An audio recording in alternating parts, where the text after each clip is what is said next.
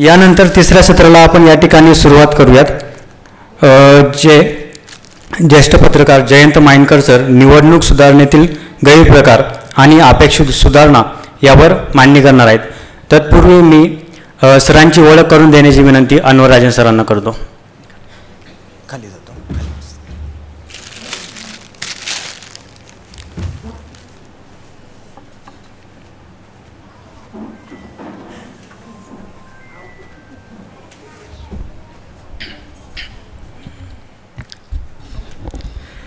माझे मित्र जयंत माइंडकर हे गांधीभवनमध्ये आले आणि निवडणुकीतील सुधारणा आणि त्याच्यातील गैरप्रकार या विषयावरती बोलणार आहे.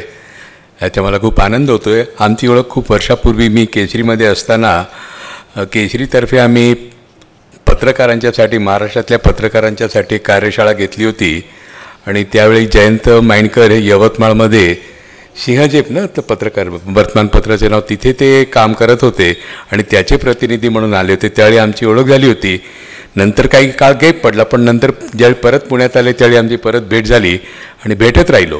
त्यांचे नियमितपणे लेख येतात वेगळ्या वर्तमानपत्रामध्ये, यूट्यूबवरती त्यांचे वेगळे लेख येतात आणि प्रामुख्याने जी विचारधारा ज्या विचारधारेशी आपण आपली बांधिलकी मानतो की लोकशाही धर्मनिरपेक्षता याच्या आधारावरती राष्ट्राची उभारणी व्हायला पाहिजे आणि तो राजकारणाचा पाया असला पाहिजे अशी विचारधारणा असणारे जे पत्रकार आहे त्या पत्रकारापैकी जयंत माइंडकर हे आहेत आणि ते इथे आले. त्याचा मला खूप आनंद होतो आहे आणि बाकीची ओळख त्यांना त्यांच्या भाषणातून आपल्याला होईलच.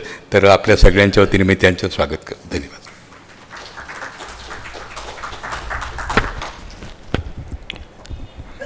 मी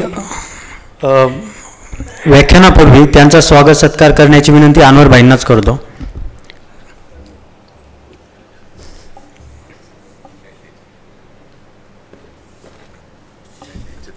हो आहे.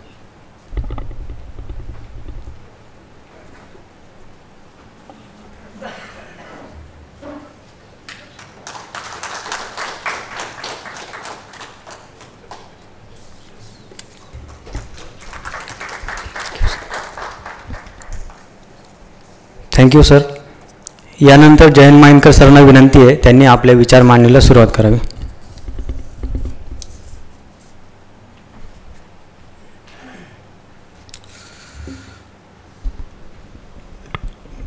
अनेक प्रश्न एकाच वेळेस समोर येतात तसा काहीसा प्रकार झालेला आहे. एक अतिशय अभ्यासपूर्ण अंतर्मुख करायला लावणारं भाषण झाल्यानंतर पुन्हा एका राज्यशास्त्रीय दृष्ट्या अतिशय महत्त्वाच्या विषयाला हात घालणं हे एक थोडंसं एकदम कठीण म्हणणार जरी नाही तरी आव्हान निश्चित असतं. याचं कारण डॉक्टर रुपेश पाटकरांच्या प्रत्येक शब्दात त्यांच्या गोवन स्टाईलनी त्यांचे जसे शब्द भाषाशैली यायची त्या प्रत्येक शब्दात कुठेतरी एक त्यांनी तो शब्द वापरला करुणा.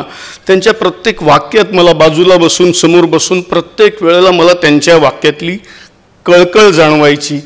त्याच्यानंतर आता असा एक अकॅडमिक विषय घेऊन उभा आहे.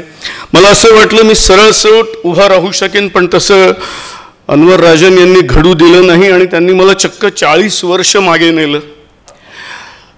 ठीक आहे, आज माझ्या डोक्यावर काही नाही. तेव्हा मी अवघा 23 वर्षांचा होतो जेव्हा आपली भेट झालेली होती. त्याच्यानंतरची एक भेट अनवर राजन यांनी सांगितली नाही, मी ती तुम्हाला सर्वांना सांगतो आणि ती जास्त महत्त्वाची आहे. ती म्हणजे अझरुद्दीननी दुसरं लग्न केलं होतं संगीता बिजलानीशी आणि मला वाटतं ही घटना 1996ची आहे. तेव्हा मी युनायटेड न्यूज ऑफ इंडियामध्ये प्रतिनिधी म्हणून काम करत होतो. हॉटेल ताजमध्ये अख्खं ताज बुक करून तिथे अझरुद्दीनचा तो समारंभ होत होता आणि मला माझ्या बॉसने सांगितलं गो अँड कव्हर धिस. आता शेवटी पत्रकारांना दोष देणारी माणसं मग ते कोणी पत्रकार असू देत की बाहेरचे असू दे मी या विषयावर कितीही वेळ बोलायला तयार आहे. मला ते आवडत नाही असं, कारण शेवटी आम्ही सुद्धा जे रिपोर्टर असतो ते कोणीतरी आम्हाला सांगितलेलं असतं की जा आणि हे कव्हर कर. आम्हाला अधिकार नसतो की आम्ही कुठेही जाऊ शकतो.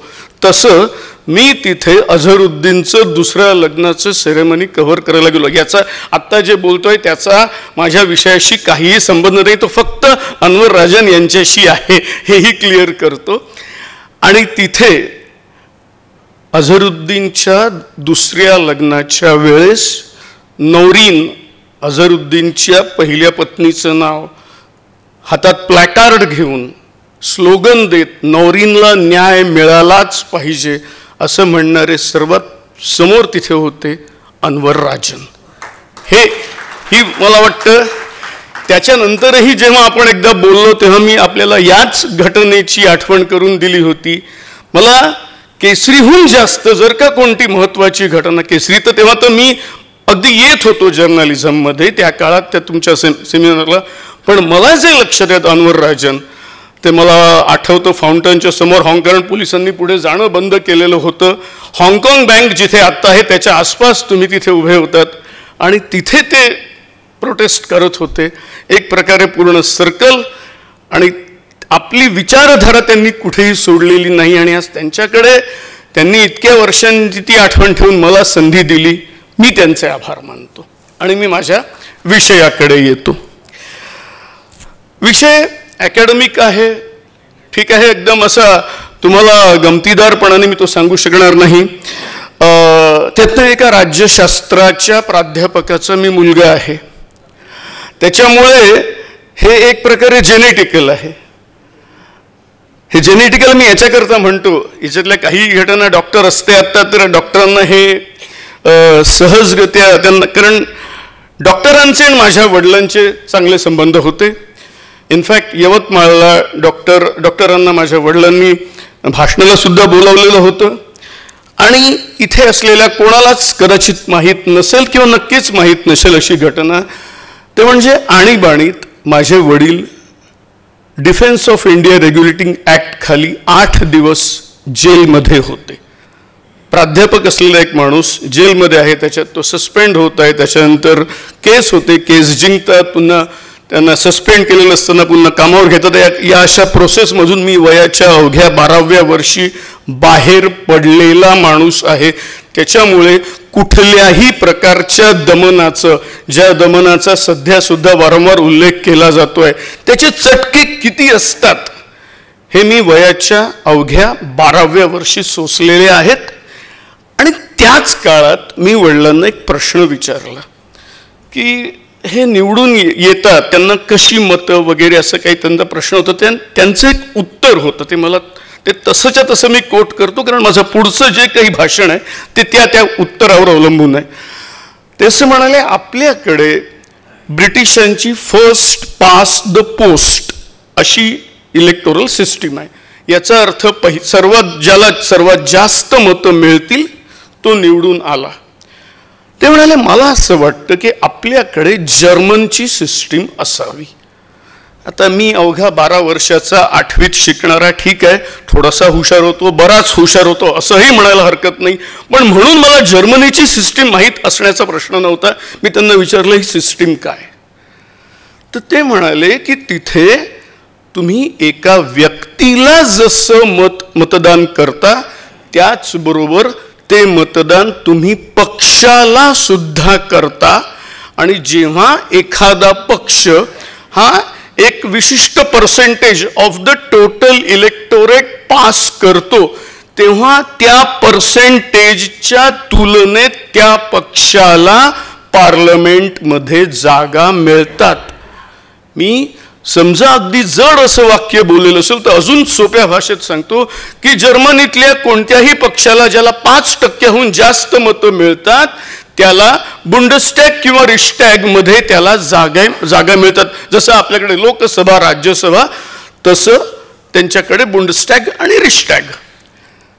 हे एक वाक्य त्यांनी मला सांगितलं, ते फार माझ्या अक्षरशः डोक्यात बसलं. पुढे आर्ट्सच विषय घेतला, ग्रॅज्युएट झालो, आज जर्नलिझममध्ये आलो आणि महाराष्ट्र टाइम्समध्ये माझा लेखही लिहिलेला आहे, तो माझ्याबरोबर आहे. निवडणुकीत सुधारणेची गरज आणि तो केवळ बेस हा या एकमेव वाक्यावर आहे. मध्यंतरी महाराष्ट्रात 45 लाख मतदार कुठे गेलेत हा एक प्रश्न जरा निर्माण झालेला होता.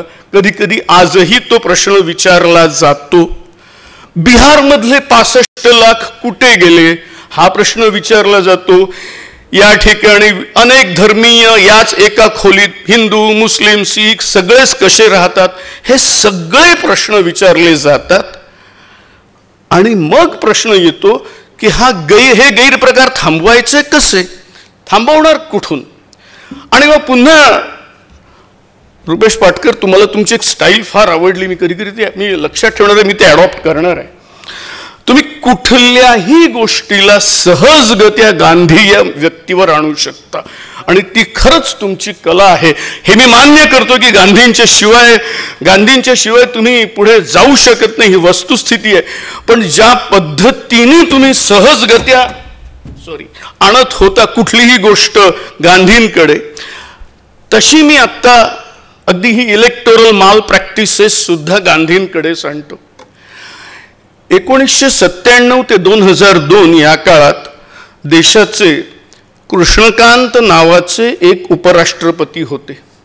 फारसे फेमस नाहीत. आजकाल राजीनाम्यामुळे किंवा इतर कारणांमुळे उपराष्ट्रपती सुद्धा फेमस होतात.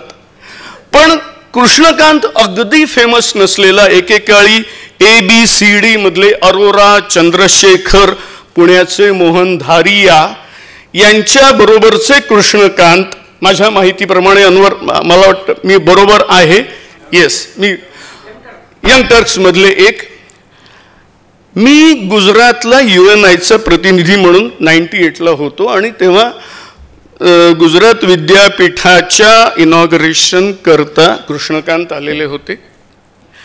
त्यांनी म्हटलेलं 1998 सालचं वाक्य मी तेव्हाच लक्षात ठेवलं. मी जेव्हा केव्हा लिहीन किंवा बोलायला जाईन तेव्हा मी हे वाक्य जरूर वापरीन. त्यांनी एक वाक्य, कॉम्प्युटरायझेशन नुकतंच सुरू झालेला असा तो जमाना होता, त्यांनी आपल्या भाषणात सांगितलं,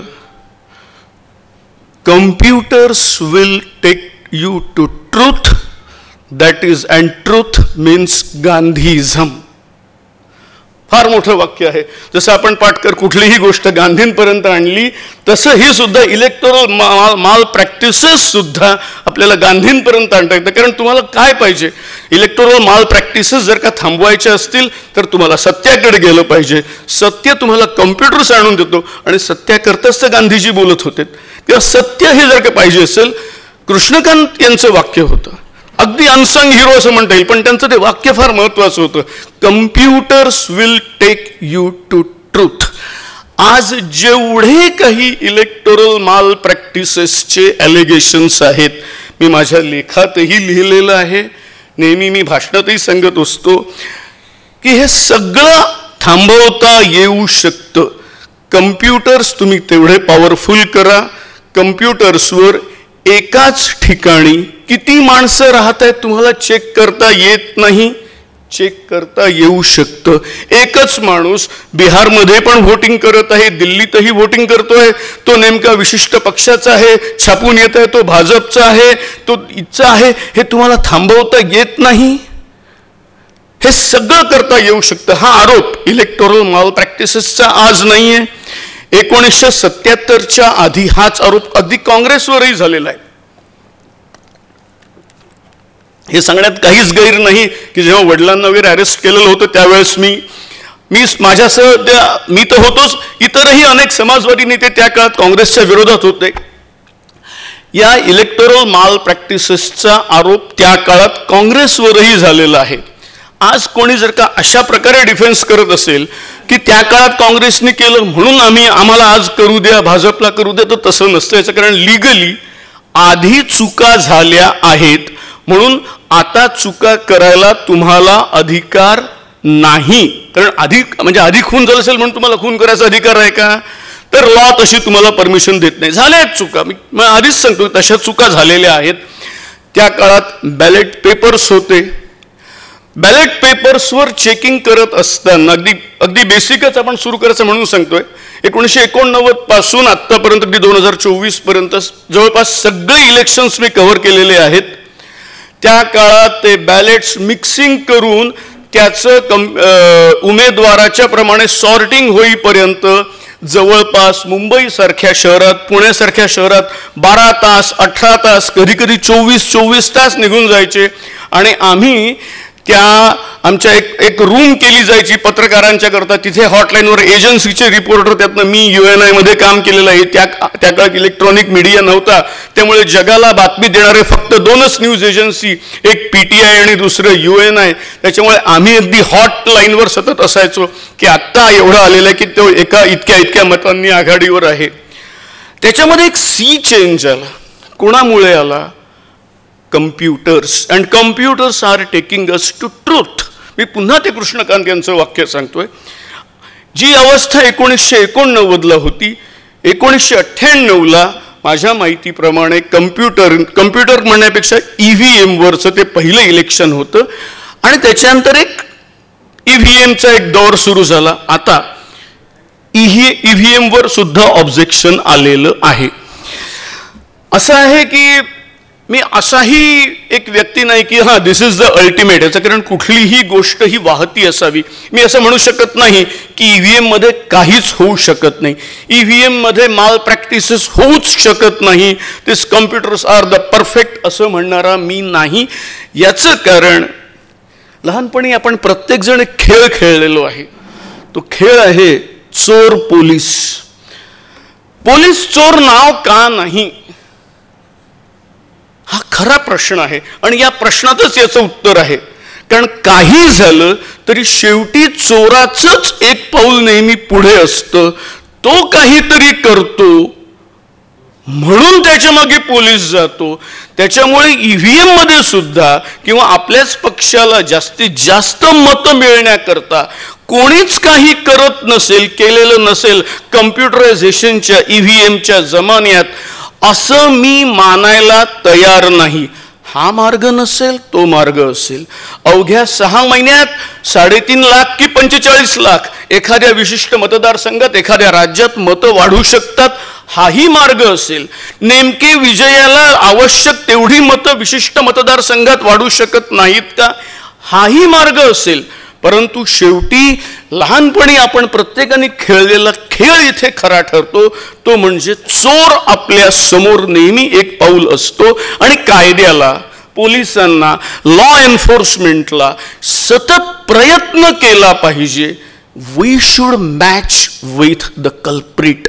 आणि आत्ता जो आपण प्रयत्न करतोय किंवा आज सकाळपासून जी काही भाषणं होत आहेत ती केवळ याच्याच करता होत आहेत की we should match with those culprits, we should catch up with the wrongdoers. त्यांना आपल्याला कुठेतरी थांबवायचं आहे. बरं, आपण कायद्याने चालणारी माणसं आहोत. आपण इल्लिगल कुठलंही काम करू शकत नाही. त्याच्यामुळे आपल्याला त्यांना कायदेशीररित्या थांबवण्याकरता आपण त्यांना कायद्यानेच उत्तर दिलं पाहिजे. आता आपण विचार करूया की याला कायद्याने कसं काय करायचं.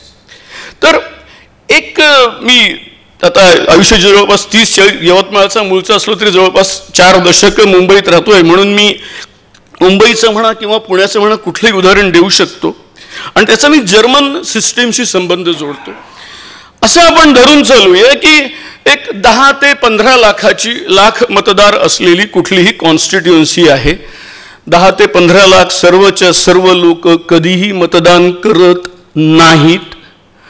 त्याच्यानंतर आमचं भाजपवाले, पर्टिक्युलरली मी स्वतः गुजरात कव्हर केलेलं आहे म्हणून सांगतो, नरेंद्र मोदी आम्हाला सांगायचे जेव्हा केव्हा पत्रकारांशी फार कमी वेळेला बोलले तेव्हा ते बोलायचेच नाहीत, पण मुख्यमंत्री असताना कधीतरी जेवायला वगैरे बोलवायचे वर्षात 1-2 वेळेला, तेव्हा जे काही बोलणं झालं असेल नरेंद्र मोदी सांगायचे, ऐसा है ऑस्ट्रेलिया में देखो जो वोटिंग नहीं करता उनको वहाँ फाइन लगाया जाता, सम $10 वगैरे वगैरे. आता प्रश्न विचारण्याची, चेक करण्याची वाईट सवय पत्रकार असल्यामुळे, जास्त असल्यामुळे मी स्वतः सगळा अभ्यास केला आणि लक्षात असं आलं. आणि नंतर मी इलेक्शन कमिशनरला सुद्धा विचारलं. त्यांनी असं सांगितलं की मुळात ही जी काही ऑस्ट्रेलियामध्ये प्रोसेस आहे ही त्यांना सुद्धा तिथे परवडत नाही. तिथे लोकसंख्या कमी आहे, अवघी 2 ते 2.5 कोटी, म्हणजे मुंबई आणि ठाणे मिळून जेवढी लोकसंख्या होईल तेवढी लोकसंख्या तिथे ऑस्ट्रेलियात राहते. त्या लोकसंख्येत ते फक्त सांगतात, मुश्किलीने एखादं पत्र पाठवतात, मेल करतात, जे काय असेल ते असेल, आणि सांगतात की तुम्ही एवढे $10 द्या. नंतर त्यांच्या तिथे सुद्धा सांगण्यात आलेलं आहे की ही पैशाची रिकव्हरी शक्य नाही. त्याच्यामुळे तो एक मुद्दा राहतो. आपण असं धरून चोले 10 ते 15 लाखाच्या ऐवजी एक 6 ते 7 मुश्किलीने 50% समजा वोटिंग केलेलं आहे. 50% पैकी 25% फक्त एखाद्या विजयी उमेदवाराला मिळतात आणि उर्वरित 25% इतर 3-4 उमेदवारात विभागले जातात आणि इतर 3-4 उमेदवारातला एखादा दुसरा उमेदवार हा नंतर आमच्यासारखे मीडियामधले लोक सहजगत्या बोलायला लागतात, अरे हा ना जो विजयी उमेदवार आहे त्यांनीच त्याला स्पॉन्सर केलेला होता की तू माझी विशिष्ट जातीची, विशिष्ट जमातीची, विशिष्ट धर्माची मतं खा आणि माझा मार्ग मोकळा कर. आणि हे घडतं. आणि इथे मग सिस्टीम आणि इथे मग मी येतो की फर्स्ट पास द पोस्ट हे आपण अडॉप्ट केलेलं आहे डॉक्टर बाबासाहेब आंबेडकरांनी त्या काळात. पण today we need to rethink on that and can we add a German system in that. ती आपल्याला आज गरज निर्माण झालेली आहे. याचं कारण हा जो एक प्रकारचा कसंही करून ही फर्स्ट पास द पोस्ट, एकदाचा मी निवडून आलो की पुढची 5 वर्ष गेली, मग 5 वर्षात म्हणाल तो प्लॉट, म्हणाल ती जागा, म्हणाल ते फ्लॅट, जे काय असेल ते माझ्या हातात आलं. याच्याकरता कुठेतरी मी कुठलीही गोष्ट मागे सांगितल्याप्रमाणे चोर पोलीस या प्रकरणात पोलीस सदैव कधीही चोराच्या पुढे राहणार नाही. आपल्याला सदैव अलर्ट राहायला पाहिजे. पण काही प्रमाणात याच्यावर कंट्रोल येऊ शकतो की अशा प्रकारची जर का सिस्टीम आली तर अगदी 4 नंबरला 5 नंबरला असलेल्या पक्षाला सुद्धा, पूर्ण राज्यात 5 नंबरला असलेला पक्ष आहे त्याला फक्त 5% का होईना मतं मिळाली. त्या 5%च्या भरवशावर त्यांना महाराष्ट्र विधानसभेत 1 आमदार पाठवण्याचा अधिकार राहतो. ही वस्तुस्थिती आहे. मी तर जर्मनीला गेलो नाही, पण मला वाटतं आमचे समोर बसलेले मित्र तानाजी कोलते त्यांनी ते जर्मनीला जाऊन आलेले आहेत, त्यांना त्याची कल्पना आहे. आणि अशाच प्रकारची सिस्टीम काही इतरही राज्यात, इतरही देशांमध्ये आहे.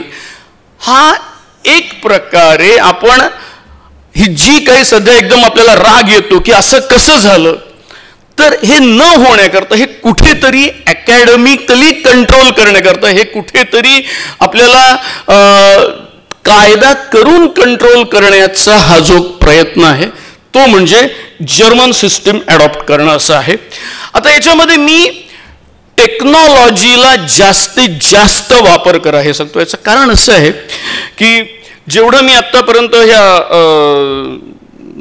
या पार्टी व्होटिंग विषयी सांगितलं, तशीच एक विधान परिषद किंवा विधान परिषदेमध्ये एलिमिनेशन सिस्टीमनी व्होटिंग होत असतं. याचा अर्थ असा आहे की ज्याला सर्वात कमी मतं मिळतात त्याची मतं समोर ॲड होतात. ज्यांना आपल्या विधान परिषदेच्या व्होटिंगचा वगैरे ज्यांना माहिती आहे त्यांना हे काही नवल नाही आहे मी सांगतोय ते.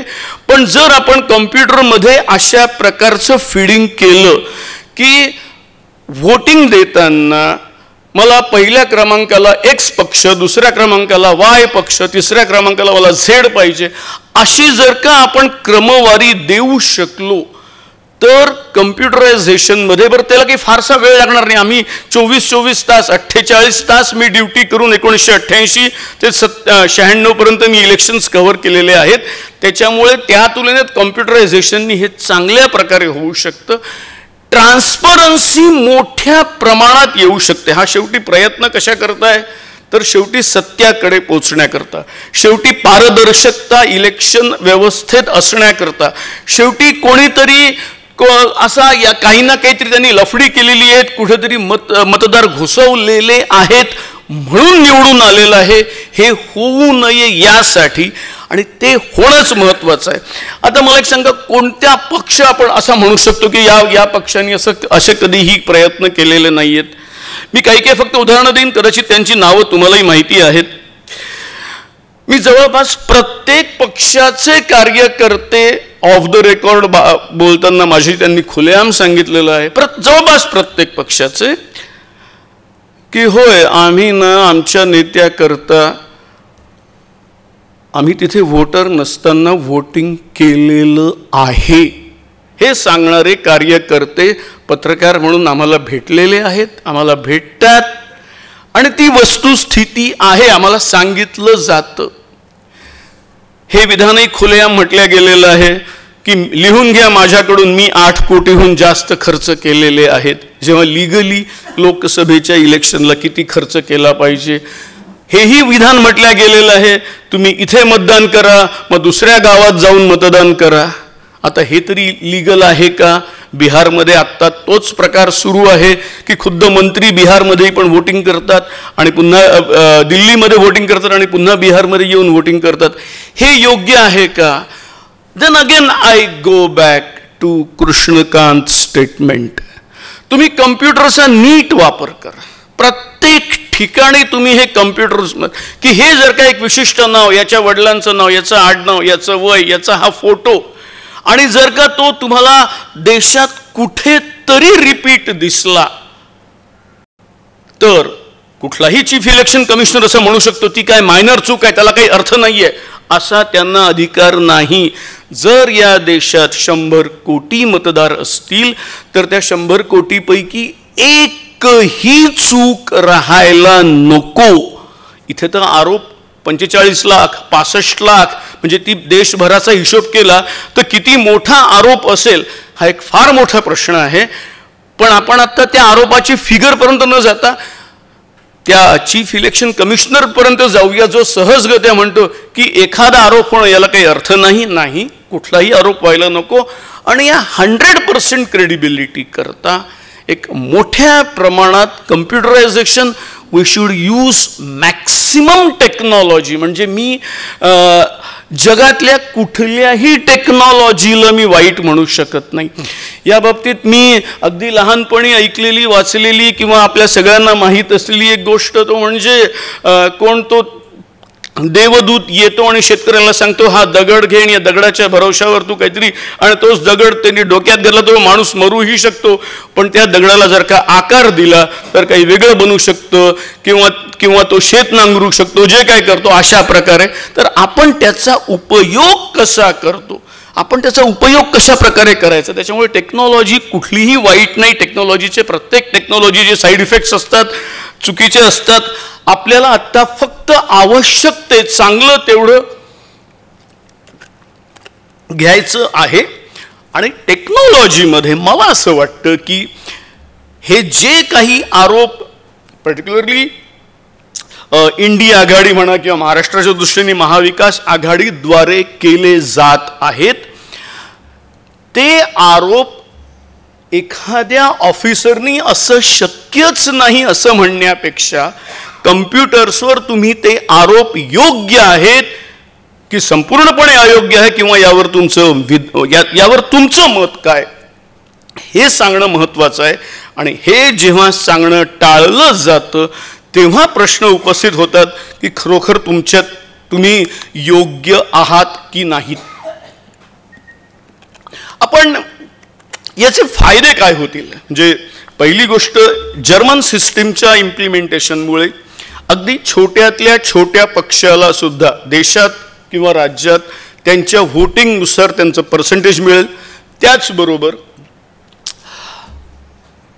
अनेक वेळेला जे काही पक्षांची मला नावं सांगण्याची गरज नाही पण केवळ मतं खाण्याकरता विशिष्ट जातीचे पक्ष जे आपले उमेदवार उभे करतात त्या उमेदवारांची मतं सुद्धा काउंट होतील. मला इथे एक गमतीचा भाग सांगायचा आहे.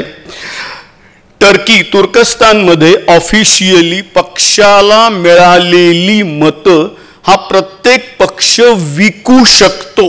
म्हणजे ज्याला आपण इकडे महाराष्ट्रात किंवा देशात ज्याला आपण हॉर्स ट्रेडिंग असं म्हणतो, पैशाचा वारेमाप वापर आणि राज्यसभेवर विधान परिषदेवर निवडून पाठवण्याकरता ज्याला हॉर्स ट्रेडिंग म्हटलं जातं, तुर्कस्तानमध्ये खुलेआम अशा प्रकारचे मतं विकली जातात. अर्थात त्या लेव्हलला जावं असं मी म्हणणार नाही, कारण त्या लेव्हलला जर का आपण जात असू तर मग इलेक्टोरल बॉन्डमध्ये आणि याच्यामध्ये फरक तो काहीही उरणार नाही. पण आपण किमान काही प्रमाणात सत्याच्या जवळ जात आहो, पारदर्शकतेच्या जवळ जात आहो एवढं मी निश्चित म्हणेन. मला असं वाटतं तसा अकॅडमिक विषय आहे, तरी पण मी त्यातल्या त्यात तो इझी लँग्वेजमध्ये मी एकदम MA PhDच्या लँग्वेजमध्ये न जाता त्यातल्या त्यात सोप्या लँग्वेजमध्ये सांगण्याचा मी तुम्हाला प्रयत्न केलेला आहे. होप आपल्याला समजलेलं असेल आहे असं मी मानतो. आपण जे काही प्रश्न विचारायचे असतील ते विचारू शकता. धन्यवाद.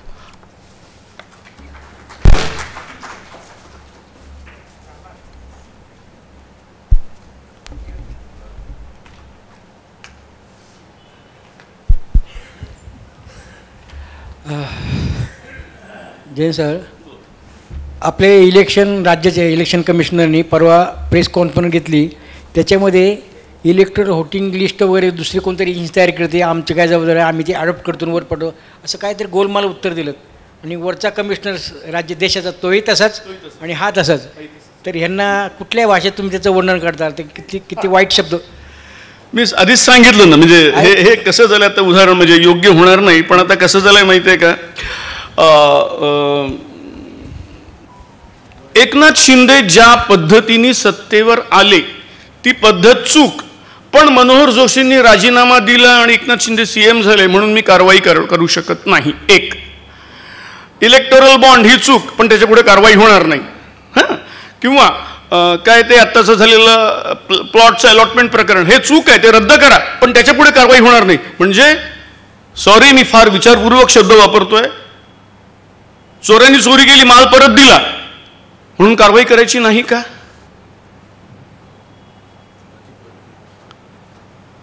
ही एक सिस्टीम सुरू झालेली आहे. कुठून सुरू झालेली आहे? वरतून सुरू झालेली आहे. त्यामुळे म्हणजे माझ्या दृष्टीने तुमच्या प्रश्नातच तुमचं उत्तर आहे.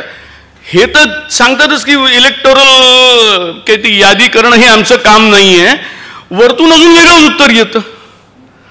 म्हणजे मी कधी कधी चिडून असं एक दोन वेळेला वाक्य बोललेलो आहे इलेक्ट्रॉनिक TV डिबेट्समध्ये. मी आजही नेहरूंनी लोकशाहीचा ज्या देशाचा पाया रचला त्या भारतात आहे, मी किमच्या नॉर्थ कोरियात नाही. बस इथे मला असं वाटतं. पण जो प्रयत्न आहे तो कशा प्रकारे होत आहे, ते एक प्रकारे मुस्कुटदाबी करण्याचा प्रयत्न होत आहे, ही वस्तुस्थिती आहे. बरं, ही मुस्कुटदाबी जेव्हा आणीबाणीत झालेली होती तेव्हा लढणारे लोक आम्हीच होतो. माझे वडील होते त्यातले एक, आदरणीय कुमार सप्तर्षी, आपण स्वतः. त्याच्यामुळे असं काही नाही की आम्ही एक अशी जनरेशन आहे की जेव्हा जेव्हा हुकुमशाही मुस्कुटदाबी दिसेल तेव्हा आम्ही लढतो, एवढं निश्चित. तेव्हा लढत असतो. त्यामुळे तुमचा प्रश्न अगदी बरोबर आहे, पण त्याचं उत्तर तिथेच आहे ना, तुमच्या प्रश्नातच समावलेलं आहे की कोणाला सांगणार कोणाला. बरं, डायरेक्ट पंतप्रधानांना विचारायचं तर काय, आता ते तर बोलतच नाहीत. त्याच्यामुळे तर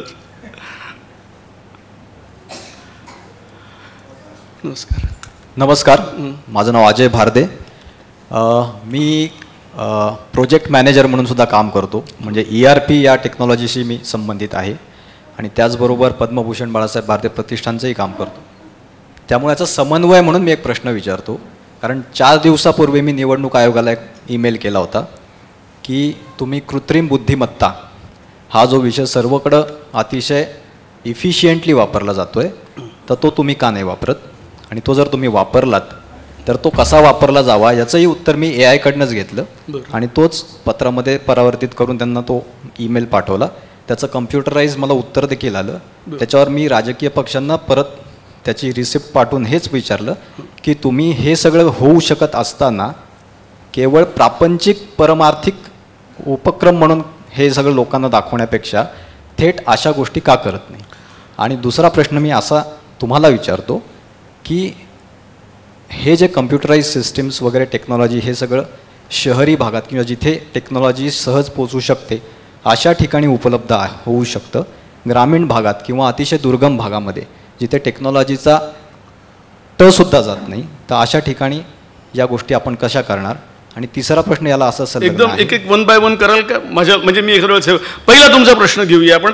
तुमच्या पहिल्या प्रश्नामुळे मलाच एक लक्षात, माझाच एक मुद्दा जो मिस झाला तो सांगतो. म्हणजे मी यूज ऑफ टेक्नॉलॉजीबद्दल बोललो, पण माझं म्हणणं असं आहे की 2017 साली माझ्या आईचा वयाच्या 84व्या वर्षी मृत्यू झाला. समजा ती 2019ला असती तर 86व्या वर्षी मी तिला व्होटिंगला नेऊ शकलो असतो का, हा प्रश्न आहे. आता टेक्नॉलॉजीमुळे ते काय व्हिडिओ कॅमेरा, ईमेल वगैरे सगळ्या फॅसिलिटीज असताना व्यक्तिशः जाणं आवश्यक ठेवावं का? फिजिकल प्रेझेन्स तेवढा आवश्यक काही विशिष्ट वयाच्या लोकांना ठेवावा का, हा प्रश्न आपण सर्वांनी आपापल्या घरात जाऊन बघा, तुम्हाला उत्तर येईल. मी सांगतो तेच नाही की जेव्हा फिजिकली कधी कधी अशक्य नसतं तेव्हा आपण टेक्नॉलॉजीचा वापर केला पाहिजे, आणि याची सुरुवात तुम्ही आत्ता केली पाहिजे. होत नाहीये, झाली पाहिजे. तुम्ही जे काही सांगितलं असेल मी त्याच्या पलीकडे जाऊन सांगतो, झाली पाहिजे. ठीक आहे, आत्ता मी 60 वर्षाचा, मी आत्ता जाऊ शकतो, अजूनही फिजिकली फिट आहे. समजा मी अनफिट झालो आणि मी जाऊ शकत नाही, का नाही याचा वापर होत? याचा वापर झाला पाहिजे. आणि अजूनही तो सहजगत्या होत नाहीये, त्याला फार प्रॉब्लेम्स आहेत. मला असं वाटतं हे या सुधारणामध्येच याचा इन्क्लुजन होतं. तुमचा दुसरा प्रश्न विचारा, जर का हे क्लिअर झालं असेल तर. आणि हा मुद्दा इथेच संपत नाही. राजकीय पक्ष ज्यांना आपण म्हणतो की तुम्ही लोकशाही मार्गाने निवडणुका घेऊन प्रतिनिधी पाठवता, परंतु त्या पक्षांमध्येच अंतर्गत लोकशाही ही राहिलेली नाही, आणि त्यामुळे ही सुधारणा तुम्ही निवडणूक ही परिवर्तन वगैरे हा नंतरचा मुद्दा आहे, परंतु चांगले लोकप्रतिनिधी देण्यासाठी तुम्ही चांगली लोक तर आधी उमेदवार म्हणून द्या. तर यासाठी तुम्ही जनतेचा दबाव येण्यासाठी काय करू शकाल? माझी थोडीशी या बाबतीतली फार फर्म मतं आहेत, आणि कोणालाही डिस्टर्ब करणार नाही, कोणत्याही विचारधारेला, पण माझी काही ठाम मतं आहेत. कम्युनिस्ट आणि काही प्रमाणात भाजप हे दोन पक्ष वगळले तर भारतातील सर्व पक्ष हे केवळ फॅमिली ओरिएंटेड पक्ष आहेत, हे माझं ठाम मत आहे. मी भाजपला थोडासा वेगळा याच्याकरता धरतो, याचं कारण भाजपचे जे कोणी हेड आहेत ते बॅचलर असल्यामुळे, त्यांना मूल वगैरे नसल्यामुळे तिथे त्यांची वंश परंपरा सुरू झालेली नाही, नाहीतर ती पण तीच होती. खालच्या लेव्हलला त्यांच्या इकडे वंश परंपरा आहे. कम्युनिस्टांमध्ये आदर्श मी म्हणून मानेन केवळ ज्योती बसू, ज्यांना सहजगते आपल्या मुलाला कुठेही ठेवता आलं असतं, पण त्यांनी ते कुठेही ठेवलं नाही. माझ्या दृष्टीने खराखुरा डेमोक्रेसी जी अभिप्रेत जी तुम्ही म्हणत आहात, जी माझ्यासारखा एक राज्यशास्त्राचा विद्यार्थी अपेक्षित आहे, जी समोरच्यांना जे अभ्यासू आहेत त्यांना अपेक्षित आहे, ती खरोखर जर का कुठे असेल ना तर ती ज्योती बसू कम्युनिस्ट यांच्यामध्ये, म्हणजे ज्याचा उल्लेख स्वतः लालकृष्ण अडवाणींनी आपल्या पुस्तकात केलेला आहे की कोणते हरकिशन सिंग सुरजीत यांच्यासह सर्वजण, ठीक आहे ज्योती बसू आप PM बन जाइए, हे 1996ची गोष्ट आहे, जेव्हा ज्योती बसूंचं नाव मोठ्या प्रमाणात तानाजी तुम्ही कव्हर केलेलं आहात, मोठ्या प्रमाणात PM होणार म्हणून आलेलं होतं, तेव्हा फक्त 2 माणसं उभी होती पॉलिट ब्युरोमध्ये त्यांना विरोध करणारी, ते म्हणजे प्रकाश कराट आणि सीताराम येचुरी. आणि या 2 माणसांचा विरोध झाला आणि ज्योती बसूंचं, नाही तर या जगातला पहिला कम्युनिस्ट बनला असता जो पंतप्रधान बनलेला आहे. एका एवढं मोठं त्यांना मिळालं असं, पण त्यांनी आपल्या पक्षाचा आदेश मानला. अडवाणी पुढे लिहितात, मी कम्युनिस्ट पक्षातली लोकशाही पाहून थक्क झालो.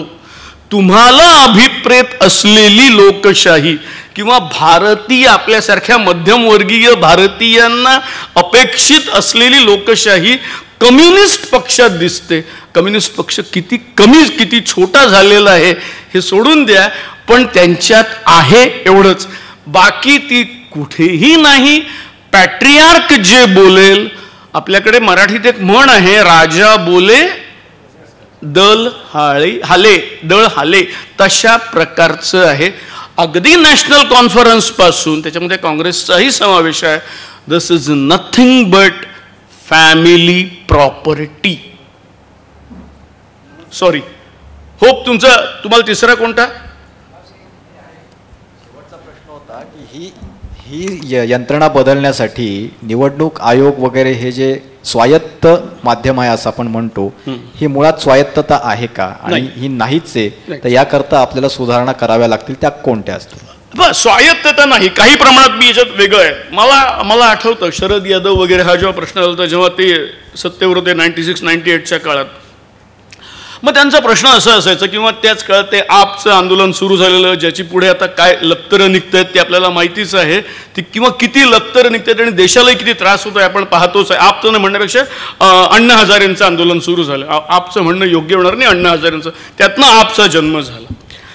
प्रश्न असा आहे की CBI कोणाच्या हाताखाली राहील? शेवटी होम डिपार्टमेंटच्या हाताखाली. शेवटी चीफ इलेक्शन कमिशनर हा कोणाच्या हाताखाली काम करणार? प्राईम मिनिस्टरच्याच हाताखाली. Can you say no to this? याच्यामध्ये मॉन्टेस्क्यूनी जे काही डिव्हिजन ऑफ पॉवर्स करताना 3 पिलर्स सांगितले आणि 4था पिलर म्हणजे मीडिया, ते आमच्यासारख्यांचं काम आहे. आणि मला असं वाटतं की आम्ही कितीही गोदी मीडिया असो, आम्ही कितीही वाईट असो, शेवटी मी माझ्या व्यवसायाला फारसं वाईट म्हणत नाही, कारण शेवटी आम्ही एकेकाळी इंदिरा गांधींना सुद्धा जागा दाखवली आहे. ती आमच्याचमुळे, आमच्यातलीच ताकद होती, मीडियाचीच ताकद होती, त्याच्यामुळे ती दाखवली. आज नाही उद्या मी आशावादी नाही, मी परमनंट आशावादी आहे, मी अगदी मरेपर्यंत आशावादी राहीन. आज नाही उद्या, उद्या नाही परवा, केव्हा ना केव्हा तरी ज्या काही चुका घडत आहेत त्या जातील. ही एक प्रोसेस असते जी मला वाटतं आपले वडील आजोबा यांचे आजोबा ना बाळासाहेब, आजोबा बाळासाहेब आजोबा, तर ती एक प्रोसेस असते. ती प्रोसेस सुरू आहे आणि असं म्हणूया की या संघटनेने ऑर्गनाईज केलेली ही भाषणं आमच्यासारखे येऊन बोलणारे, ही एक प्रोसेस आहे. आम्ही बोलत राहतोय, आम्ही काहीतरी करत राहतोय आणि या प्रोसेसमधूनच हळूहळू हा बदल होईल. हळूहळू मी जे म्हणत आहे, कदाचित टोटल ट्रान्सपरन्सी येण्याकरता अजून एक प्रयत्न केला जाईल. होय बुवा, म्हाताऱ्यांना आम्ही घरी बसूनही त्यांचं व्हिडिओ रेकॉर्डिंग करू, त्यांची मतं आम्ही ॲक्सेप्ट करू. होय, आम्ही असं करू, एक प्रयत्न राहील. होय, can we adopt German system with British system, हाही एक प्रयत्न आहे.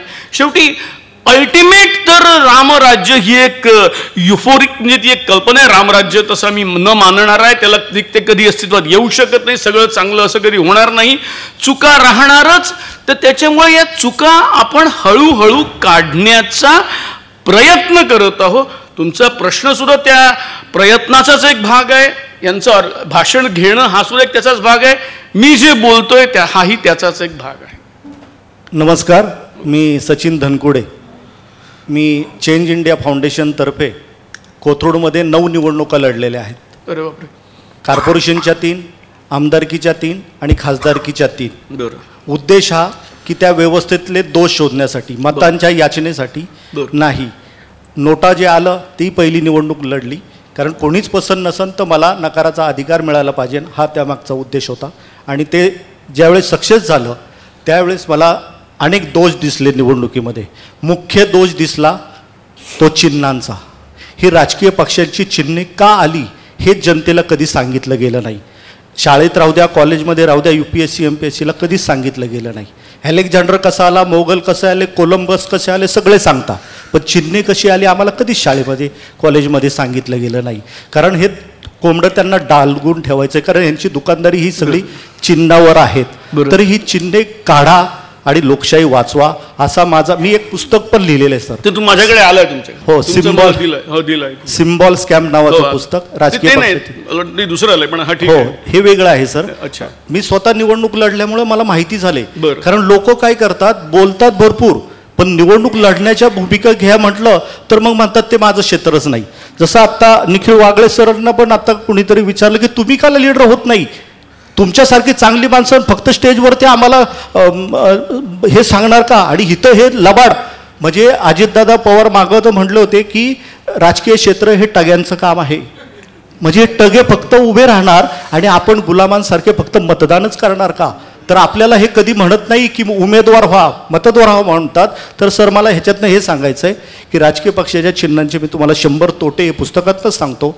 तुम्ही या राजकीय पक्षाच्या चिन्हांचा देश समाज आणि लोकशाहीला होणारा एक जरी व्यापक फायदा सांगितला तरी मी 1 लाख रुपयाचं बक्षीस कुणालाही द्यायला तयार आहे. मला याच्यावर म्हणजे याच विषयावर नाही, पण TN सेशन यांची मी प्रेस कॉन्फरन्स अटेंड केली.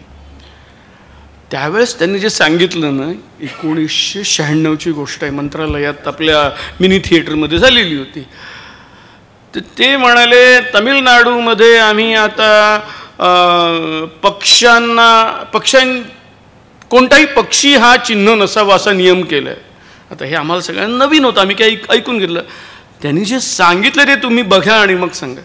ते म्हणाले समजा रायव्हल हा कोणीतरी कबूतर घेतलेला आहे, कबूतर त्याचं चिन्ह आहे, तर सर्वांच्या समोर विरोधी पक्षाचा जो नेता उभा आहे तो कबूतर आणेल, मान काप अशी हाताने ओर. ही फॅक्ट आहे, हे सांगितलेलं आहे. समजा कोणाचं कोंबडी असेल तर हे त्यांनी हे रिॲलिटी आहे.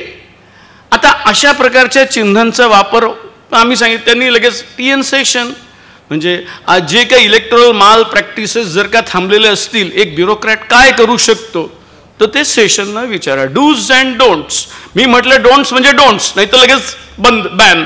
त्यांनी ते लगेच 1 मिनिटात बॅन करून टाकलं. आता ही ताकद पाहिजे चीफ इलेक्शन कमिशनरमध्ये.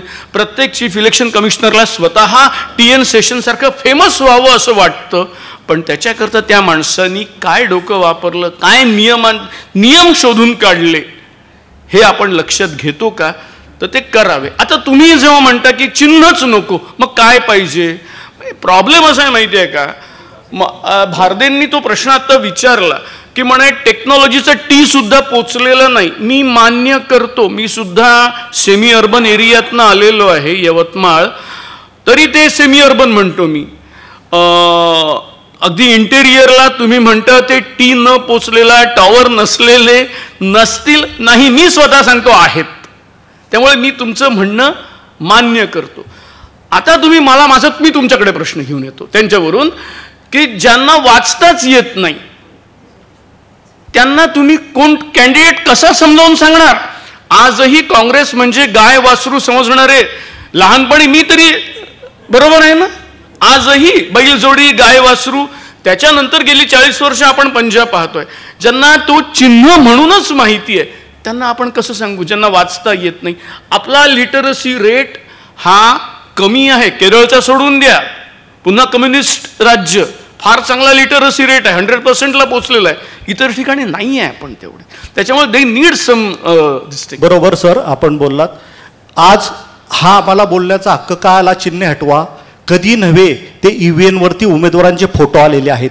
तो अशिक्षित आहे, आंधळा नाही. मग जो कामानिमित्त, कार्यानिमित्त, चेहऱ्याने लोकांच्या पोचला असेल ना, त्याला त्या उमेदवाराला अशिक्षित माणूस चेहरा पाहून मतदान. मी तुमचं म्हणणं मान्य करतो, याच्यावर विचार नक्की इलेक्शन कमिशननी करावा. फोटो आहे, आता चिन्हाची गरज आहे का याच्यावर चर्चा व्हावी, इलेक्शन कमिशननी करावं. I agree. नाही, म्हणूनच आज गांधी स्मारक निधी आणि युवक क्रांती दलाने हा कार्यक्रम ठेवला आणि सर तुम्हाला बोलवलं आणि आम्हाला ही संधी दिली हा विषय मांडायची. कारण ह्यांनी जात, धर्म, भाषा, प्रांतवाद वाढलाय कशामुळे? चिन्ह. तुम्हीच आता मग अशी सांगितलं की एखादा उमेदवार पाडायचा असेल ना तर त्याच्या जातीतले उभे करायचे. म्हणजे हत्तीला निळा, पतंगला हिरवा, कमळाला भगवा, धनगरांना पिवळा, वंजारांना पांढरा, ह्यांनी कलर दिले. आणि ह्या पंजाब काय शाळसूद नाही, त्यांनी सुद्धा राष्ट्रीय तिरंगाचा कलरच घेतला त्याच्या. हो, मला एक सांगा, ही सगळी चिन्हांना यांनी कलर दिले आणि जाती धर्म वाढवला. आणि चिन्हे का आलीच हे सांगत नाही सर. 1951-52ला 85% जनता ही अशिक्षित होती, म्हणून त्यावेळेचे सुकुमार सेन हे निवडणूक आयोगाचे कमिशनर पहिले, त्यांनी ही कन्सेप्ट काढली की जोपर्यंत भारतीय शिकत नाहीत तोपर्यंत आपण चिन्हावर निवडणूक घ्यायची. आता 85 भारतीय शिकलेले आहे, 85%. 15%चं काय? ते उमेदवाराचा फोटोला पाहून मतदान करतील. किंवा मला जर मी शिकलेलो आहे तर बिगर चिन्हाची EVN मशीन मला हवी. मी शिकलेलो आहे, माझा स्वाभिमान तिथं जागृत होतोय आणि अशिक्षित आहे त्यांच्यासाठी चिन्हाची ठेवा. माझ्या याच्यात हा मुद्दा घेईन, तुमचं म्हणणं मान्य. Thank you sir.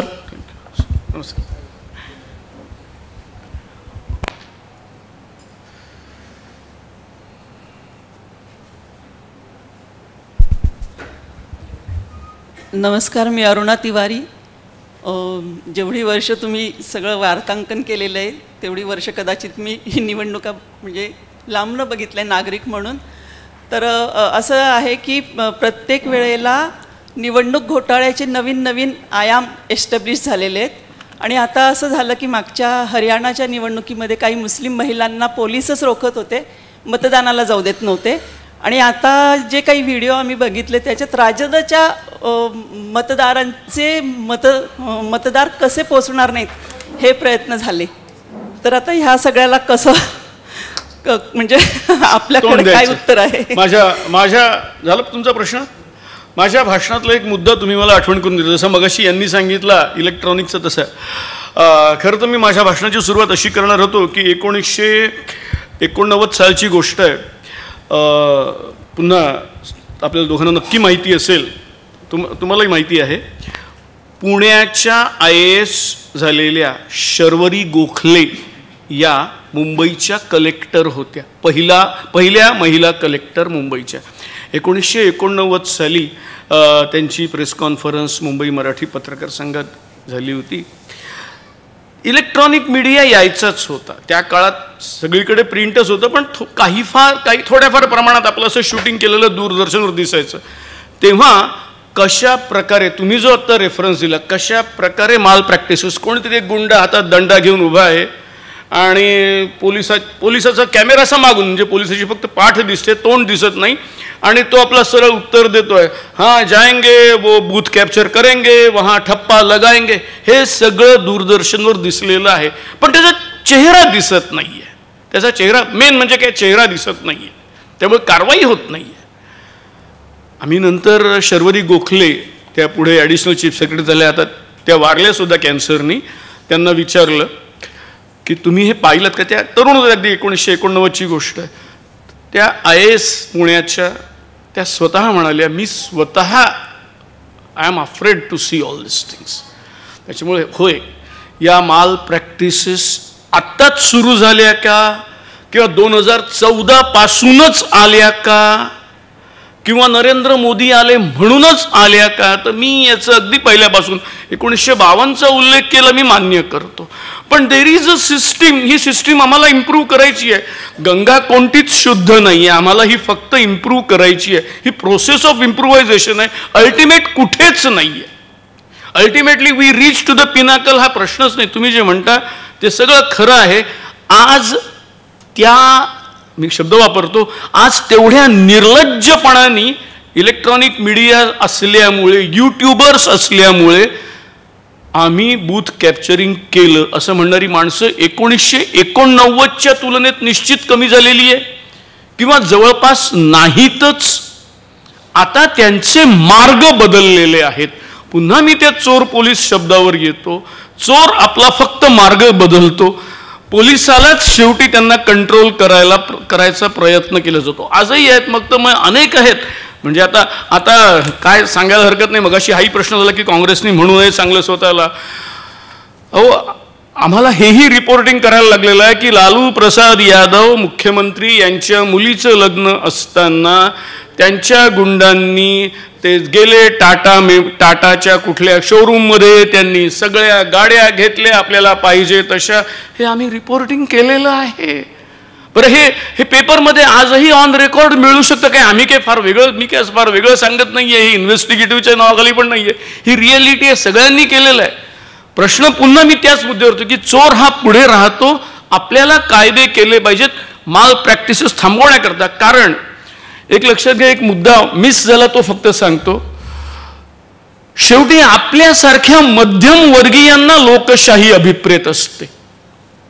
लोकशाहीचे खरे पुरस्कर्ते माझे पत्रकारितेतील गुरु अरुण साधू यांनी एक विधान आपल्या एका लेखात केलेलं आहे, ते फार महत्त्वाचं आहे. ते म्हणाले, लोकशाही कुठेही कोणत्या राज्यात कोणत्या देशात टिकते जिथे मध्यम वर्ग स्ट्रॉंग आहे. भारतात जर लोकशाही स्ट्रॉंग आहे, पाकिस्तानमध्ये नाही टिकू शकत, बांगलादेशमध्ये का नाही टिकू शकत? कारण शेवटी मध्यम वर्ग आपल्याला सकाळी उठून माझं एवढं इन्कम आहे, या इन्कममध्ये मी सुरक्षित घराच्या बाहेर पडतो, दूध घेतो, वापस येतो, पुन्हा माझ्या मुलीला शाळेत सोडतो, मी पुन्हा माझ्या कामावर जातो. एक मध्यमवर्गीय जीवन. जेव्हा समाज केवळ 2 घटकात विभागलेला असतो, एक तर अतिश्रीमंत किंवा अति गरीब, तिथे लोकशाही नाही आहे. आणि ही रिॲलिटी आहे, पाकिस्तानची हीच रिॲलिटी आहे, बांगलादेशची दुर्दैवाने काही प्रमाणात ही रिॲलिटी आहे. अगदी उत्तर कोरिया जिथे जिथे तुम्हाला हुकुमशहा दिसेल तिथे तो अशी विषमता आहे. जर भारतात लोकशाही असेल तर आपण मध्यमवर्गीय, आपण विचार करतो, आपल्यासारखे लोक प्रश्न विचारतात, हे असं का, तुमच्यासारखे लोक मग तेव्हा काय झालं होतं, आपण विचार करतो, प्रश्न विचारतो. हा, सुरुवात झालेली आहे याला थांबवण्याची, आणि ती सुरुवात अशी आहे की तुम्ही पंतप्रधानांना प्रश्नच विचारू शकत नाही. हे मी मान्य करतो की एक प्रकारे या लोकशाहीला थांबवण्याची सुरुवात झालेली आहे, पण ते यशस्वी झालेले आहेत का? नाही. हा प्रकार इंदिरा गांधींनी केलेला होता, त्यांना 19 महिन्यात उपरती झाली, त्यांना जे काय त्याचं फळ मिळालं, पुन्हा त्या वापस आल्या, ती गोष्ट वेगळी. पण आता हा प्रकार जरा जास्ती सुरू आहे. पण ओके, वी कॅन फेस, म्हणजे आपण एवढे वीक नाही आहोत, मध्यम वर्ग हा भारतातला एवढा स्ट्रॉंग आहे. आणि पुन्हा माझं ते की नेहरूंनी या देशाचा लोकशाहीवादी पाया इतका मजबूत घातलेला आहे की तो इतका सहजासहजी तुटेल असं मला वाटत नाही. नमस्कार, मी हेमंत लांजेवार. आपण बऱ्याच गोष्टी इलेक्शनच्या बद्दल सांगितल्या, आणि इलेक्शनमध्ये मुख्यतः जो सगळ्यात मोठा प्रॉब्लेम, वन ऑफ द मोठा प्रॉब्लेम, तो बेसिकली पैशांचा प्रचंड वापर त्या ठिकाणी होतो. आणि ज्या ठिकाणी सर्वसामान्य पक्षी असतात, म्हणजे ज्या स्टेट म्हणजे नॅशनल पक्ष आहेत त्यांच्याकडे प्रचंड पैसा असतो किंवा त्यांचे कॅन्डिडेट असतात ते एकदम स्ट्रॉंग असतात. पण जे लोक जे पक्ष ती छोटे पक्ष असतात की ज्या पक्षांच्या लोकांकडे पैसा नसतो, तर त्या लोकांना इलेक्शन लढणं फार कठीण जातं आणि म्हणून ती लोक हारतात. तर याच्यामध्ये स्टेट स्पॉन्सर्ड इलेक्शन आपल्याला करता येईल का? याला म्हणतात ट्रेझरी फंडिंग. येस येस, हा शब्द, आणि तो कसा करता येईल? आहे, ती प्रोसेस आहे. आणि हे हा पहिल्यांदा मी ऐकला विश्वनाथ प्रताप सिंग यांच्याकडून, त्याच्या आधी जॉर्ज फर्नांडिस. पण त्या काळात मी 89ला मग ट्रेझरी फंडिंग सुरू कर द्यायची. मग हा प्रश्न आम्ही विचारला चीफ इलेक्शन कमिशनरला.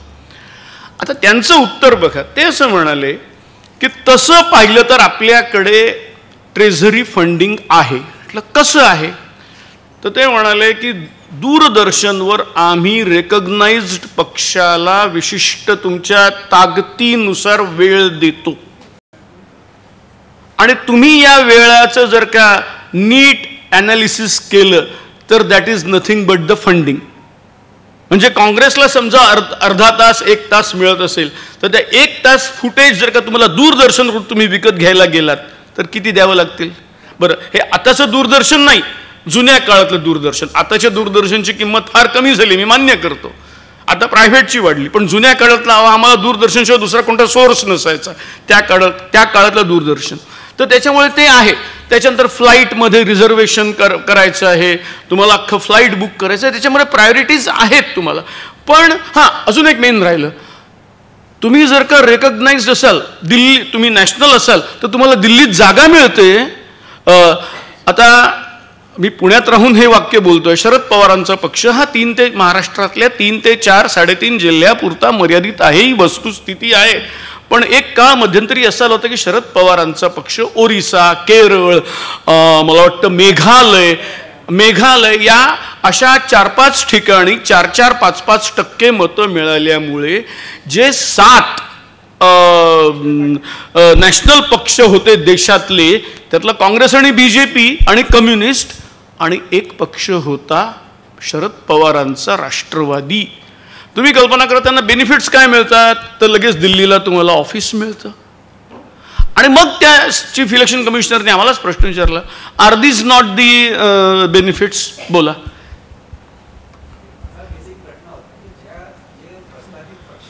त्यांना फॅसिलिटी मिळतात, पण ज्या लोकांना जे पक्ष प्रस्थापित नाही आहे, रेकग्नाइज नाही आहे, त्या लोकांना फॅसिलिटी मिळत नाही. तर माझा बेसिकली प्रश्न असा होता की जितके आपले मतदार असतात त्यांच्या प्रमाणामध्ये एखाद्या पक्षाला समजा काही X मतदार मिळाला, तर प्रत्येक मतदानामागे काही अमाऊंट 500 रुपये, 1000 रुपये, हे आपण असं विचार करू शकतो का? सो नाही, अपक्षानं तसं होऊ शकत नाही, कारण अपक्षांची संख्या एक प्रकारे ब्लॅकमेलिंग करण्याकरता वाढली. अपक्ष जरी असेल तरी तो उमेदवार आहे. पण ते वाढेल, मग ते आम्ही मग अपक्षांची संख्या वाढेल.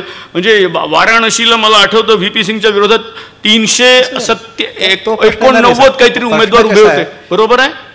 बाय इलेक्शनला 1987 साली सुनील शास्त्रीच्या विरोधात तेवढे उमेदवार झालं. तसं जरी झालं पण ते फार वाईट असतं. तरी त्याला मतदान जे असतं त्याला जो पैसा मिळणार, माझ्या दृष्टीने हे वेस्टेज ऑफ वोट्स राहील. सरळ सांगतो, नाही, लोकशाहीमध्ये वेस्टेज कधी जात नाही मतांचं. हो, छोट्या चंद्रशेखर आपले नाही, पूर्वी स्टेट ट्रेझरीचा मुद्दा निघाला म्हणून अजूनही जे उमेदवार उभे असतात त्यांना प्रत्येकाला मतदार यादी दिली जाते. हो, त्याची किंमत जर मोजायची झाली तर ती एक्झॅक्टली, आय एग्री. आणि पूर्वीच्या काळी ज्यावेळी टेलिफोन लोकांना मिळायला फार अवघड जायचं तर उमेदवाराला टेम्पररी काय होईना पण टेलिफोन लगेच मिळायचं. असे काही ऍडव्हान्टेज आठवत नाही, पण या प्रकारच्या अनेक सवलती मिळत होत्या. पण अपक्षांना देखील अपक्ष नाही मिळते, यादी मिळते. नाही, हे बघा, ऑफिशियली मिळत होती. आता काय, आताच लेटेस्ट माहिती. आता ही मतदार यादी तर आता अशी आहे की प्रत्येकाला ती सॉफ्ट कॉपीमध्ये फार इझिली अवेलेबल आहे. पूर्वीसारखं काय किचकट तसं राहील. Soft copy available. मुद्दा असा आहे की प्रत्येक मतदाराला 2,000 रुपये द्यायची जी जबाबदारी मोठे पक्ष घेतात ती सरकारने घ्यावी का, तो प्रश्न आहे. त्यामुळे ते नाही. आणि आता ऑफिशियली 10,000 रुपये प्रत्येक मतदाराच्या खात्यावर जमा टाकले जातात. आणि आपल्या इथे महाराष्ट्रामध्ये देखील निवडणुकीच्या काळामध्ये ऑफिशियली लाडकी लेक आणि लाडका शेतकरी, लाडका अजून काय कडके सगळे, हे जे काही योजना केली ऑफिशियली, या सगळ्या गोष्टीला विरोधी पक्ष आणि विरोधी पक्ष बाकीचे जे सत्तेत नसलेले याला कशी उमेदवार देणार. आणि या सगळ्या इतका जो मोठा, मुळामध्ये निवडणूक एवढी खर्चिक असावी का, 0 पैशामध्ये निवडणूक का होऊ शकत नाही.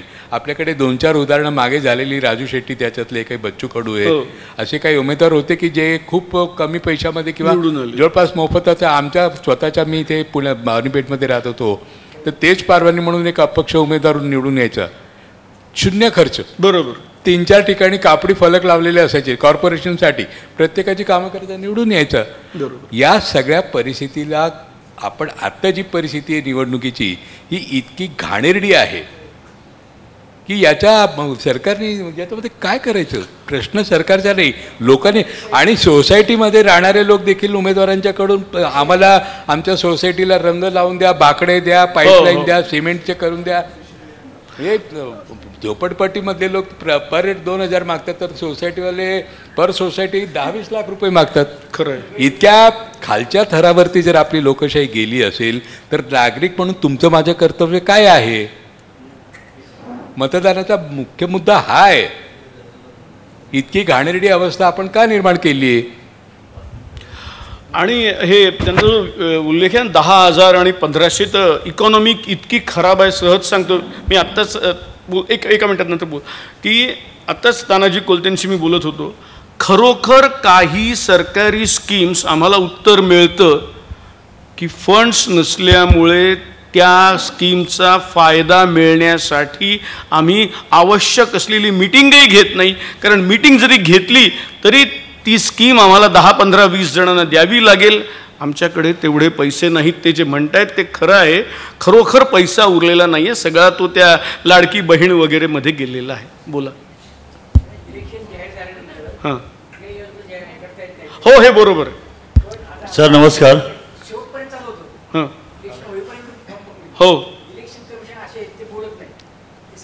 नाही. मला एक R.K. लक्ष्मण यांचं एक कार्टून आठवतं. 1989 जेव्हा व्ही.पी. सिंग निवडून आले होते तेव्हा राजीव गांधींनी अनाऊन्स केली 5,000 कोटींची योजना. तर R.K. लक्ष्मणने असं ना एक कॉमन मॅन दाखवला, त्याची बायको क्यूमध्ये उभी आहे आणि राजीव गांधी असं 5,000 कोटीचं एक असं मोठं काय तो हंडा घेऊन किंवा 5,000 कोटीची बॅग घेऊन होते तिथे. तुम्हाला माहिती आहे R.K. लक्ष्मण किती काय त्या स्टाईलनी काढेल तो. आता प्रश्न असा आहे, त्यावेळेला मला वाटतं कोण होते, शकधर नाही दुसरे होते, शकधर नव्हते, दुसरे होते कोणीतरी, मला नाव आठवत नाही. त्यांनी सांगितलं though this is wrong but we cannot take action. हां, पेरी Shastri. Though this is wrong but we cannot take action. आता याला जे म्हणता येईल ना, मतदारांचं ॲपिजमेंट करणं किंवा मतदानाच्या आधीच त्या बिहारमध्ये 10,000 रुपये टाकणं, याच्यावर पुन्हा मी कायदा या शब्दावर येतो की ते कायद्यानेच ही बंदी घातली पाहिजे की हे चूक आहे. म्हणजे जर्मनीनी एकदा हिटलरला जन्माला घातलं, त्याच्यानंतर त्यांनी कायदे असे केलेले आहेत की तुम्ही की नवीन हिटलर जन्माला येऊ शकत नाही. तुम्ही तुमचं जे काही हेट्रेड स्पीच आहे ते एका विशिष्ट मर्यादेच्या पलीकडे गेलं की तुमची मान्यता रद्द होईल. आता जर का तुमची धार्मिक कुठलंही हेट्रेडच्या पलीकडे स्पीच जायला नको हा कायदा भारतात आला, तर सर्वात पहिले सध्याचं सत्ताधारी सरकारच्या पक्षाची मान्यता रद्द झाली पाहिजे. बरोबर आहे? ही रिॲलिटी आहे. याचं कारण असं आहे किती प्रकारे ते मायनॉरिटीजना कोणत्या कोणत्या शब्दात टार्गेट करतात किंवा केवळ मायनॉरिटी आहे म्हणून देशद्रोहीपासून कुठपर्यंत टार्गेट करतात. तर ती रद्द झाली पाहिजे. पण आपल्याकडे तेवढे कायदे नाहीत. ते शेवटी कायदाच केला पाहिजे. सर नमस्कार. बोला. हां, मी राजकुमार माळे, राहणार चिंचवड. मी एक शिक्षक आहे सर. आणि आता जो निवडणूक सुधारणेचा जो गैरप्रकार आहे त्याच्यामधला सगळ्यात महत्त्वाचा मुद्दा BLO.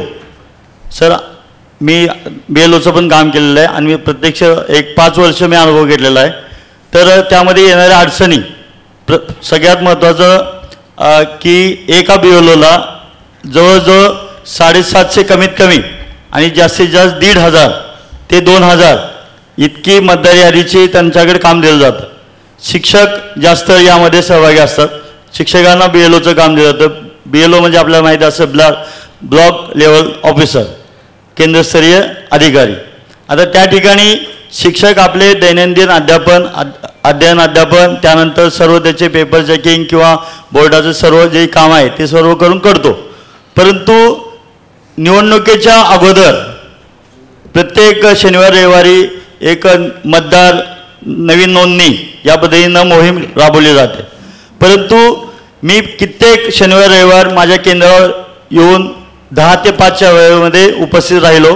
परंतु एकही म्हणजे चांगले सुशिक्षित प्राधिकरणसारख्या एरियामध्ये मी त्या ठिकाणी बसलो होतो नोंदणीसाठी. पण एकही त्या ठिकाणी मतदार नवीन नोंदणीसाठी, ठीक आहे आता नवीन प्रिंट मीडिया आता सोशल मीडिया आलेला आहे, गुगलवरती वगैरे आपण नोंदणी करू शकतो, ठीक आहे तो विषय झाला. परंतु एक निवडणूक आयोगाला असं करता येईल की त्यांच्याकडं कारण की स्वतःचा स्टाफ नाही आहे. कारण निवडणूक ज्यावेळेस असते त्यावेळेस सर्व शासकीय कर्मचारी शिक्षक यांना वापरलं जातं.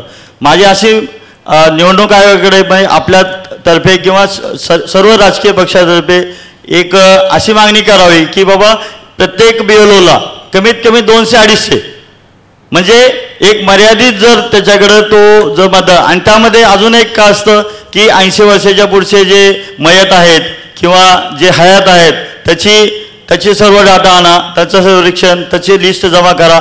किंवा दुबार आहेत, आता सगळ्यात जो महत्त्वाचा मुद्दा आहे दुबार तिबार जे मतदान आहे तर ते या सर्व ज्या गोष्टी आहेत ते करता. तिसरी गोष्ट पत्ते जे दिले आहे निवडणूक आयोगातर्फे दिले जातात. मी पिंपरी विधानसभा मतदारसंघाचं काम केलेलं आहे 5 वर्ष, त्यामुळे मी प्रत्यक्ष अनुभव घेतलेला आहे कामाचा.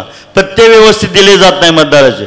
म्हणजे मी राजकुमार माळे आहे तर मला बिजलीनगर फक्त पत्ता दिला जातो. त्या ठिकाणी त्याचा घर क्रमांक, त्याचं सर्वे क्रमांक किंवा त्याचा ॲटलिस्ट मोबाईल नंबर तो सुद्धा त्या मतदार यादीमध्ये किंवा ती जी लिस्ट दिली जाते त्यामध्ये नसतो. या सर्व ज्या अडचणी आहेत किंवा या सर्व ज्या समस्या आहेत तर हे आम्ही वारंवार आम्ही त्या निवडणूक आयोगाच्या अधिकाऱ्यांकडे जे तहसीलदार साहेब आहेत त्यांच्याकडे मांडलेले आहेत. परंतु ते म्हणतात नाही आमच्याकडं याच पद्धतीनं डाटा आहे आणि त्या पद्धतीनं तुम्हाला त्या ठिकाणी काम करायचं आहे.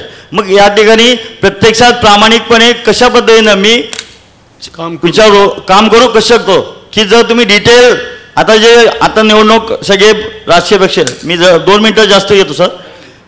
फक्त आता जो मुद्दा आहे नाही सर मुद्दा जो काय आहे की BLO किंवा असेच काम करतात किंवा ते प्रश्न काय आहे मला प्रश्न तेच आहे सर की ह्या ज्या निवडणूक आपल्या सुधारणेतील गैरप्रकार जे आहेत तर ते या गैरप्रकार वाढणारच. कारण यामधले जे राजकीय पक्ष आहेत, काही शिक्षक काय करतात, मग राजकीय पक्षाच्या कार्यकर्त्याकडे किंवा नगरसेवकाकडे ती यादी दिली जाते. मग ते काही कुठल्याही पद्धतीनं आपल्याला हव्या त्या पद्धतीनं ते त्या ठिकाणी यादी किंवा ते जे डॉक्युमेंट्स ते देतात.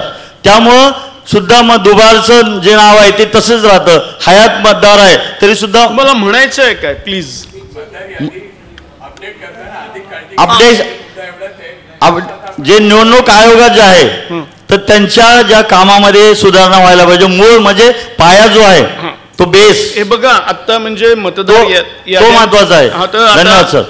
आता त्याच्याबद्दल सगळ्यांना सांगितलेलं आहे की फोटो असायला पाहिजे, आईचं नाव, वडिलांचं नाव, पत्ता, फोन नंबर, हे सगळं ती एक प्रोसेस सुरू असते. आधार कार्ड, हो अगदी I agree with you. I agree. हा ते ईव्हीएम मशीनला आधार एनेबल बायोमेट्रिक जे असतं ना हे जर केलं तर दुबार मतदान होणार नाही. मी मान्य करतो. तसं काही होता आलं तर करते. म्हणजे प्रश्न आहे का तुमचा सर? झालं, ठीक आहे. यानंतर आतापर्यंतची तिन्ही सत्र या ठिकाणी संपन्न झालेली आहेत. प्रथम सत्र निखिल वागळे सर, द्वितीय सत्र रुपेश पाटकर सर आणि तिसरं जयंत माइनकर सरांचंही सत्र या ठिकाणी संपन्न झालेलं आहे.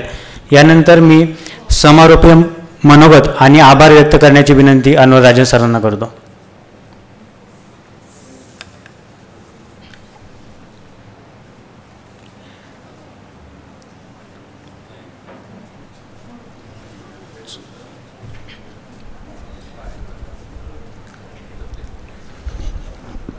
ते 25वा गांधी दर्शन शिबिर याच्यामध्ये निखिलचं आणि जयंत माइनकरचं हे जे मांडणी झाली ती प्रामुख्याने आत्ताचे जे निवडणुकीच्या संदर्भातले प्रश्न आहे, माध्यमाचे देखील आणि निवडणूक आयोगाच्या सुधारणेच्या नावाने जे काही चाललेलं आहे आणि तो विषय मग त्या केवळ माध्यमापुरता किंवा केवळ निवडणूक आयोगापुरता राहत नाही तर त्याची व्याप्ती खूप मोठी आहे. त्या संपूर्ण प्रश्नाला आपण हात घातला.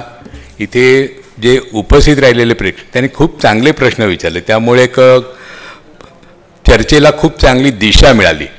आणि रुपेश पाटकरचं जे काही ती मांडणी झाली ती एक स्वतंत्रपणे फार वेगळ्या पातळीवरची होती. आणि खरं तर त्या दोन्ही प्रश्नाशी त्याचं जे उत्तर आहे ते रुपेशच्या याच्यामध्ये की नीतिमत्ता नैतिकतेवर आधारित हे जे गांधींचे विचार होते, गांधींचं जगणं होतं, गांधींचे प्रयोग होते, त्यांनी आपल्या आयुष्यामध्ये म्हणजे गांधी जे सांगतात की माय लाईफ इज माय मेसेज, तर ते खऱ्या अर्थाने रुपेशने आपल्यासमोर मांडलेलं आहे.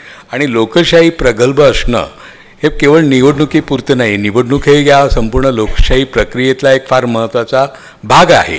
पण लोकशाही ही एक जीवन प्रणाली आहे आणि त्याच्यातली प्रगल्भता येण्यासाठी जीवनाच्या सगळ्या वेगवेगळ्या आयामाला स्पर्श करण्याची, त्याच्यामध्ये बदल घडवण्याची, मग त्याच्यामध्ये सगळे मुद्दे येतात. इथे जाती व्यवस्था, सर्व धर्म समभावापासून स्त्री पुरुषांच्या आपापसातले संबंध, त्यांची एकमेकांच्या बद्दल असलेली विचारधारा, लहान मुलांच्या शिक्षणाचे सगळे प्रश्न याच्याशी निगडीत आहे.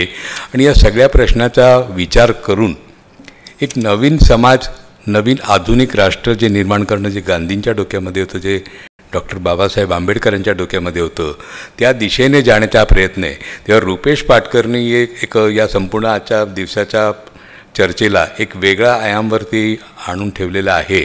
आणि आत्ताच्या प्रश्नाला भिडताना देखील आपल्याला काय करायला पाहिजे, काही भाग गांधींच्या याच्यामध्ये, काही भाग गांधींच्या नंतरच्या आधुनिक भारतामध्ये आहे. गांधी म्हणजे सगळ्या प्रश्नाची एकूण एक उत्तरं असं जगामध्ये कुठेही नसतं. कुठल्याही तत्त्वज्ञानामध्ये किंवा कुठल्याही एका माणसाच्या जगण्यामध्ये आजच्या काळातली सगळी प्रश्न रेडीमेड असतात, मिळतात असा दावा जर कोणी करत असेल तर तो फार खरा नाही. पण निश्चितपणे त्या गांधी प्रणालीमध्ये खूप उत्तरं आहेत आणि बरीच उत्तरं आपल्याला शोधावी लागतील, आपल्यालाही थोडे कष्ट करावे लागतील. गांधींनी कष्ट केले, त्याच्यातलं निदान 1% तरी कष्ट तुम्ही आम्ही केले तर आपल्याला खऱ्या अर्थाने पुढे जाता येईल. आणि आज आपल्या देशासमोर इतके प्रश्न असून देखील जे 75 वर्षापूर्वी जे काही देश स्वतंत्र झाले त्या सगळ्या देशाच्या मानाने आपली परिस्थिती बरी आहे असं म्हणावं लागेल. आणि यात कितीही दमनशाही असली तरी आपण इथे उघडपणे या दमन शासनाच्या विरोधामध्ये चर्चा करू शकतो, बोलू शकतो. माध्यमामध्ये कितीही त्रुटी असल्या तरी माध्यम सतत काही ना काही मांडते आणि यूट्यूबद्वारे असेल किंवा कुठल्याही द्वारे असेल ती मांडते. तर जी काही उरली सुरली आपल्याला आपल्या हातामध्ये जे अधिकार आहेत त्याचा विवेकाने, संयमाने आणि धाडसाने, निर्भीडपणे वापर करून आपल्याला परिस्थितीमध्ये अधिक चांगला बदल करता येईल हा विश्वास तो निखिल वागलेंनी पण तो सकारात्मक त्याच्यातला भाग घेतला होता. आणि मला वाटतं रुपेशचाही मेसेज खरा तोच होता की अवघड जरी असला तरी खूप चांगल्या पद्धतीने आपल्याला पुढे जाऊ शकतो. आणि जयंत माइंडकरने त्यांनी त्यांच्या इतक्या वर्षाच्या अनुभवाच्या आधाराने निवडणुकीच्या संदर्भामध्ये, निवडणुकीच्या सुधारणेच्या संदर्भामध्ये काही मांडणी केलेली, त्या तिघांचेही मी मनापासून आभार मानतो. ही चर्चा अधिक चांगली होण्यासाठी आपण सगळ्यांचा सहभाग हा महत्त्वाचा होता. आपल्या सगळ्यांचे आभार मानतो. या कार्यक्रम यशस्वी होण्यासाठी गेली काही दिवस आमचे सगळे कार्यकर्ते धडपडत होते. प्रत्यक्ष अप्रत्यक्षपणे अनेकांनी मदत केली, त्या सगळ्यांचे देखील आभार मानतो. आणि आजचा हा कार्यक्रम संपला असं मी जाहीर करतो.